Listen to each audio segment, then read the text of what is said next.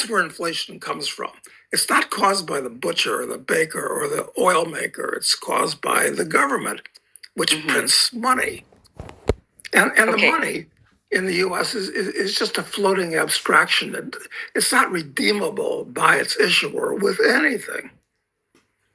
The government doesn't really print money anymore, do they? I mean, this is most of the money seems to be digital. Yeah, it's digital.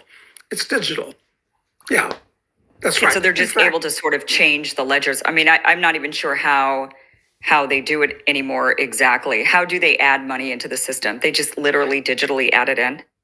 yeah, it's all digital. It used to be uh, a matter of printing actual paper currency, but we're look. It won't be long before the paper dollar doesn't even exist. Hmm. People seem to prefer using their iPhones and so forth to pay things or credit cards. But this is very, very dangerous because if the money is totally digital, it makes it very easy for the people that control the money, the government, the state, to debit or credit your account, depending on who you are and whether you're in a favored class and whether you're liked or disliked by the people controlling the money. So the direction we're heading is very, very dangerous.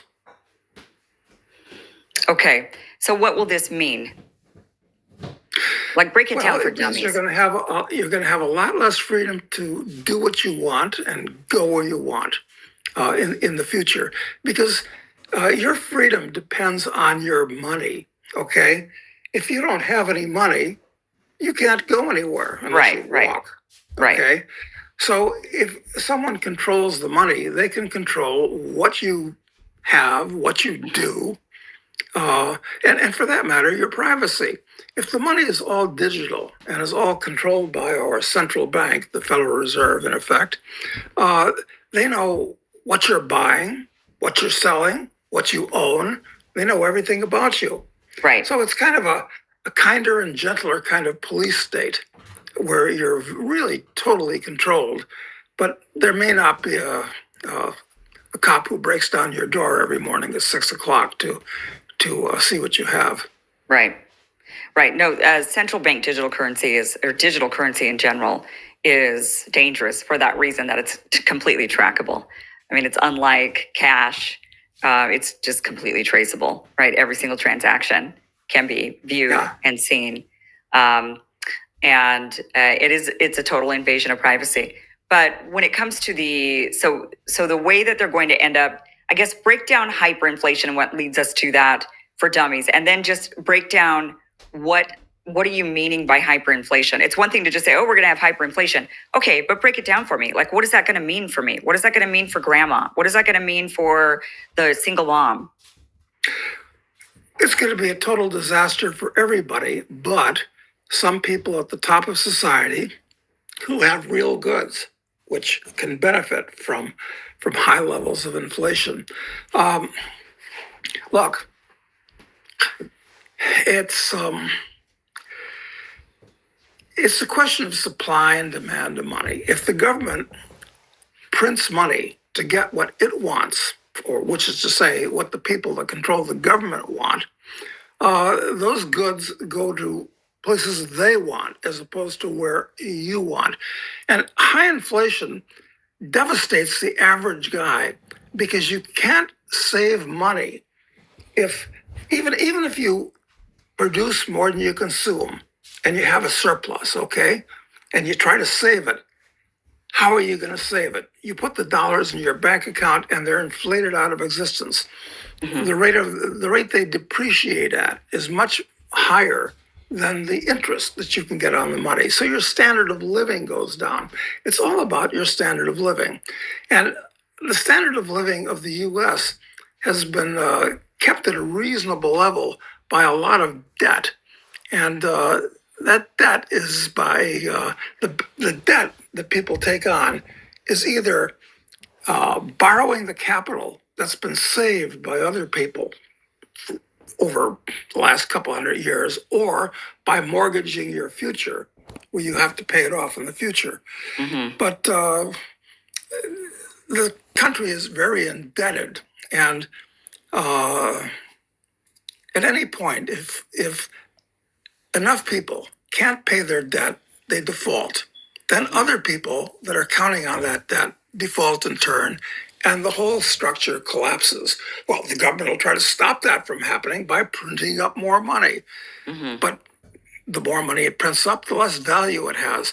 What I'm saying, Kim, is that the government should have no business, has no business at all in the economy or in your money. To me, the government should do only, well, since the government is pure force, it should only protect you from force and do nothing else in the economy, nothing else. That means it should have a military to protect citizens from force outside of the country, a police system to protect people from force inside the country, and a court system so you can adjudicate disputes without resorting to force. The government shouldn't do anything else. But the government doesn't do those three things very well at all. And it tries to do absolutely everything else, the medical system, the school system, everything. So it's the world is upside down from that point of view. Okay. I'm Right, Shalom, giving our praise unto Abashim Hashai Bashim Kohakorash, double honors unto the apostles or great millstone, and the honest you brothers that be pushing this truth in sincerity throughout the four corners of the earth. And the brother everybody are coming out here to give you this truth for the grace and mercy of Yahweh, Bashim Yahweh Shai, Bashim Kohakorash, giving all praise unto Abashim Hashai Bashim Kohakorash.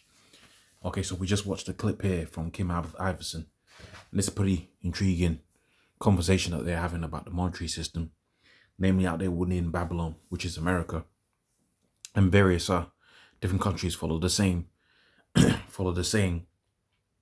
same format in how they leverage people's deposits or leverage people's futures in order to be able to live a so-called comfortable lifestyle. And this is where the book of Habakkuk, the second chapter, comes into effect, where the scripture says, "Woe unto him that's laden with thick clay." And as we see from the explanation that the man gave, that thick clay being ibatyat, which means debts, ultimately there comes a point where the debt is due, so to speak. Okay, the debt is due. In other words, the bubble bursts. And as you've seen from the description, you get a sense of how that would impact everybody that's within the bubble. So, for example, if you've got money saved up, let's say you got 10 bags saved up, well, first and foremost, because that's being leveraged, that's being used to secure other people's loans, that money is devaluing, and is only really, from research much earlier on in my years, really they're only liable to 10% of that money that you deposit. But via a process known as fractional reserve banking, pretty much that money that you put in there is being devalued by the second. And the gentleman went into it a second ago, right? He went into it and it describes how the devaluing occurs. Now let's look at it on the flip side. Let's say you're going into the bank for a so-called business loan. Well, of course, if the money is being devalued, it's going to be a situation where by process of time, it's going to be more difficult to get loans. That's where you get the interest rates going up and down. And there's many other different factors that affect that. But I suppose that's where you get the interest rates going up and down. And that gives you the access that you have towards money, right? Amongst other things. So everybody gets hit. But we see also too, there's precedence for the bubble to burst. There's a huge precedence for the bubble to burst. And we see with the bubble being burst, everybody within the food chain gets impacted. So the person that's got money gets impacted because obviously that money was in the bank, but that bank gone bust. But everybody gets impacted because that person that did have money can't go then and spend it. See, that's how the fractional reserve banking works. You put $10 in a bank, they loan out 8. That person that's got 8 deposits it, spends that money. Let's say they spend it in one place, and that place now has $8. You see how you've created money from you've created currency, right? You see how you create currency just from one $10 deposit. $10 goes in the bank loans out 8. the 8 gets deposited in another person's cash what do you call it, man? Cash register. From that cash register, it goes into another bank, and the process continues. That's what you know as fractional reserve banking. And as you can see, and you'll be able to understand that that's makes an interdependent system that is just creates more debt and even more debt. And you see, that's why the American monetary system has racked up trillions in debt. Okay, they racked up trillions in debt. What do you think is going to happen as a result of that? Well, it's been clearly explained for you here. The bubble's gone burst. Okay, the bubble's gone burst. And when the bubble bursts, you're going to see that they're already intended for this to happen, and they're going to come out there with the Revelations, the 13th chapter on the 16th verse, CHIP, MLTB, right, CBDC currencies, which you already got digital money being spoken about. They spoke about it here, made examples for it. But ultimately, that's going to be the solution to solve all issues, whether it be migration, whether it be, the irresponsible use of credit is how they're probably going to phrase it. Whether it be the irresponsible use of credit, and we got to stop these bankers, is how they're going to phrase it. Ultimately, the bubble's going to burst, and a solution that they're going to give you is controllable money. So now you can't do the fractional reserve banking thing, because you're going to have 20 credits a week, and they're going to tell you what you can spend the 20 credits on. That's how it's going to work, man. That's what's coming down the pipeline. So yeah, man, the US collapse is imminent, and they quoted a beautiful thing here, and I got to put it in scriptural terms, despite Trump's attempts to save it. And what does that call to remembrance? The book of Jeremiah, where it says they would have healed Babylon, but Babylon is not healed.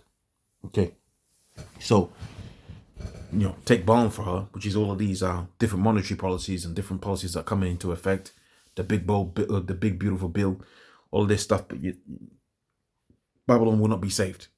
Okay, it won't be saved. That's saith the scriptures. So with that, I'm gonna say all praise unto Yahweh, double honors unto the apostles of Great Millstone, and the honest brothers that be pushing this truth and sincerity. I'll see you on the next one. Shalom.